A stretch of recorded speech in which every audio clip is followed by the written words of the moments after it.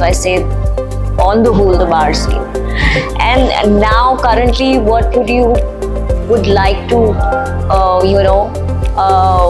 send as a message to the aspiring mixologist or anybody who would love to take over in the cocktail world?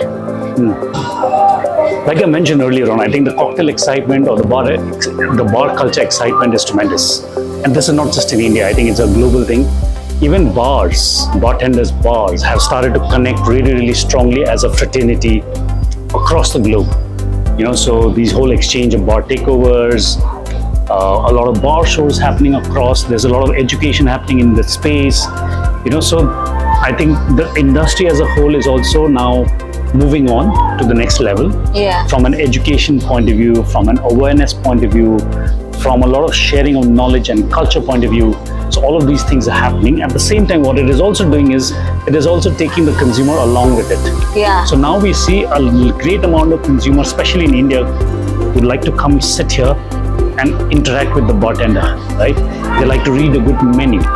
They like to understand the whole inspiration of that particular bar that they're sitting at. Yeah. That wasn't the case in the past. Yeah. People just came for a drink.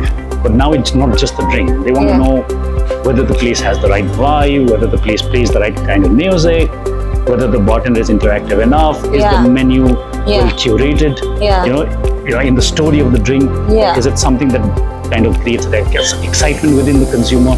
So both sides of the bar has kind of evolved, especially in the last 5 years. Does it come under what you call as experiential hospitality? Absolutely. Yeah? Absolutely. Yeah. Absolutely. Because I think even the understanding of hospitality from the perspective of both the bartender as well as the consumer has kind of taken a completely different route altogether. Right. Now, I think the people in the business understand hospitality much better and define it in a different way. It's not just about artificial hospitality. Now I think it's hospitality straight from the heart. Exactly. That is what's happening for us, and people understand it better, trying to understand it better and apply it in the respective bars and restaurants. At the same time, even the consumer is connecting with it straight away. Right.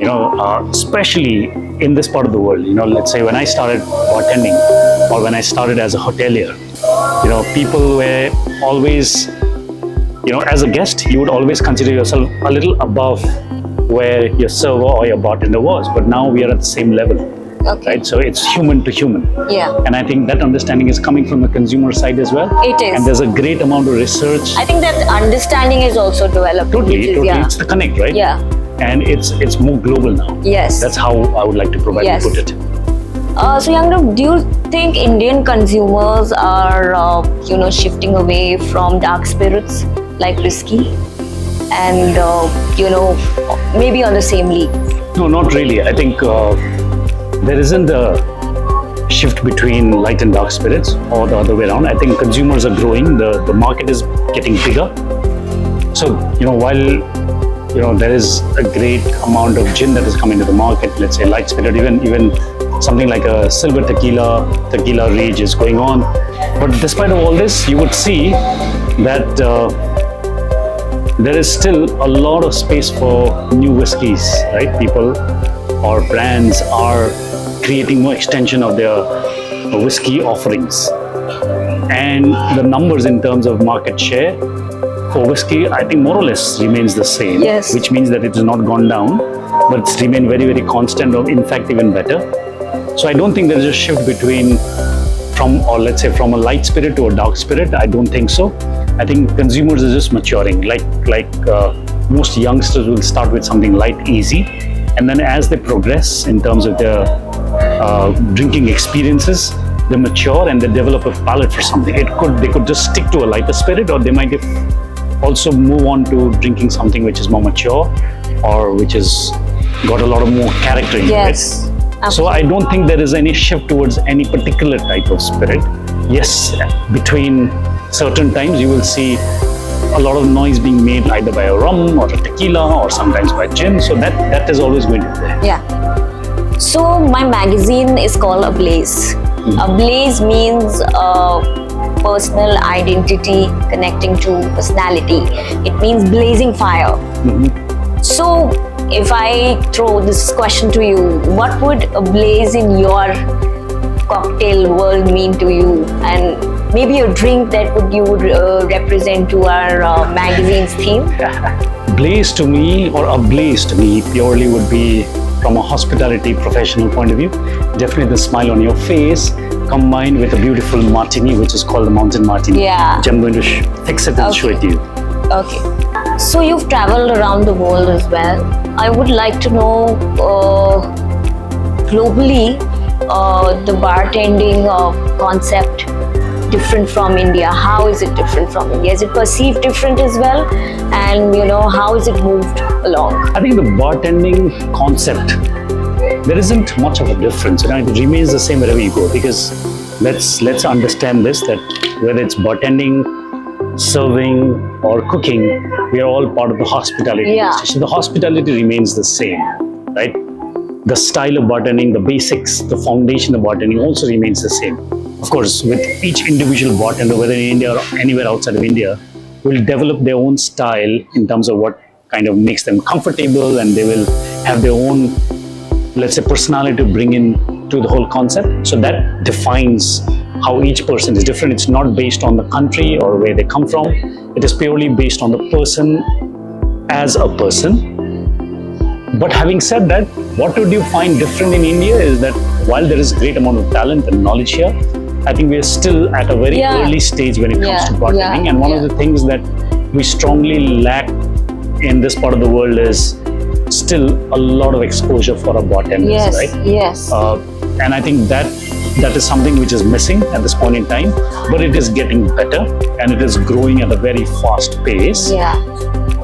And of course, there are some really good bars leading the way, some really good bartenders leading the way and showing what global standard of bartending is all about. Do you think educating and storytelling to the young aspiring people who want to be headed all over this category, in this, they want to come out and showcase their talent in terms of mixology or anything, I think there should be a lot of classes or master classes or something that should be done, or is it? No, education is fine. Education is happening. There are a lot of master classes being held. A lot of people are doing interactive sessions and learning sessions. All of those things are great. But a lot also has to come from the bartender themselves, the raw material. Let's say somebody who wants to come into bartending without the understanding of what exactly this trade or this profession entails. Yeah. Right now, therefore, a lot of that aspect, especially in this part of the world, is coming from people who are looking for a job, right? Not from the point of view of saying that, look, I have read about bartenders or I follow certain bartenders and therefore I would like to be a bartender. Very small numbers who come with that kind of a mindset. Yeah. So I think that has to change is what I'm trying to say.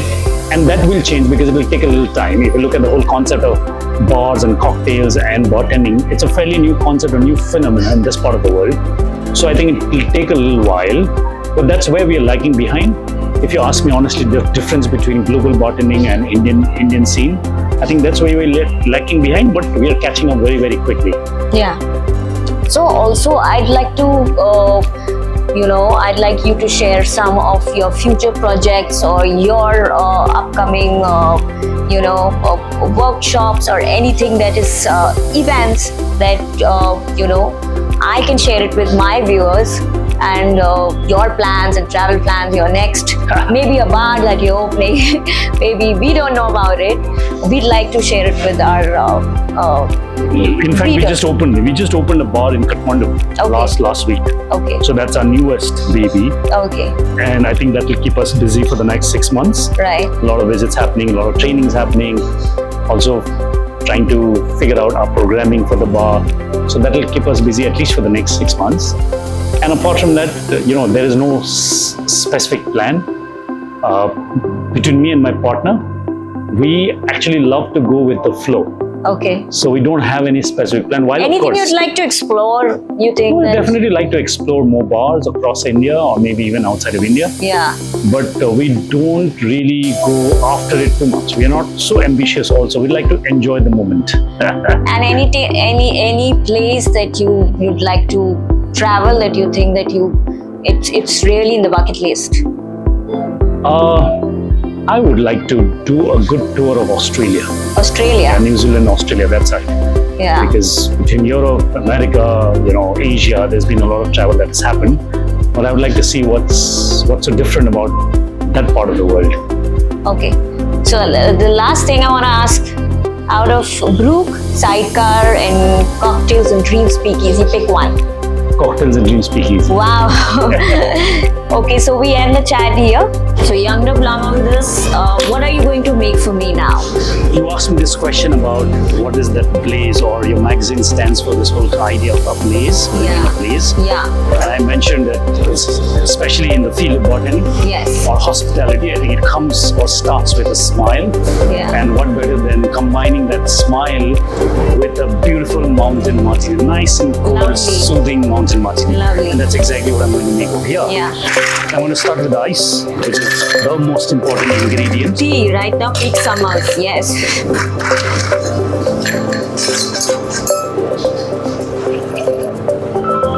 So I'm just quickly washing the ice, and that's what I do with all my straight up drinks. Yeah. I just like to wash them. And I'll start by pouring a good measure of nice premium gin. So that's about 55 ml.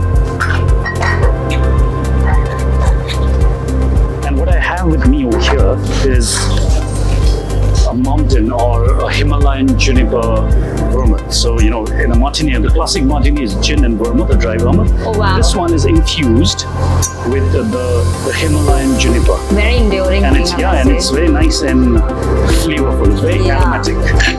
So I'll put about 5 ml of the same. And finally, another mountain ingredient that I spoke about earlier on. In my place, it's called timbur, but it's actually called the Himalayan Szechuan pepper. So it's got the tingling citrus notes, Okay. but it's not spicy at all. Okay. So I'll do 3 drops of the same. And then I'm just going to give it a nice long stir.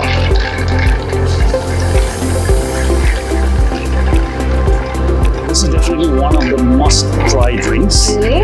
If you like anything that's spirit forward, or Yeah. if you're game for a good martini, Yeah. I think this is definitely one of the best tasting martinis in the world, not just in India or at Looks very enticing though. Definitely one of the most best or beautiful tasting martini this is.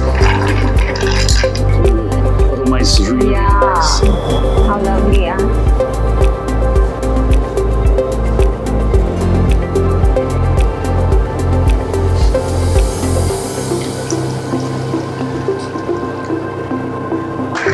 And finally, I'm going to use a tea skeleton to garnish the martini. And what is this? The tea skeleton, tea leaf skeleton. Oh. And that's the mountain martini. Cheers. Cheers. Cheers. Cheers. Cheers to Brook, cheers to Sidecar, and cheers to YANGDUP, LAMA.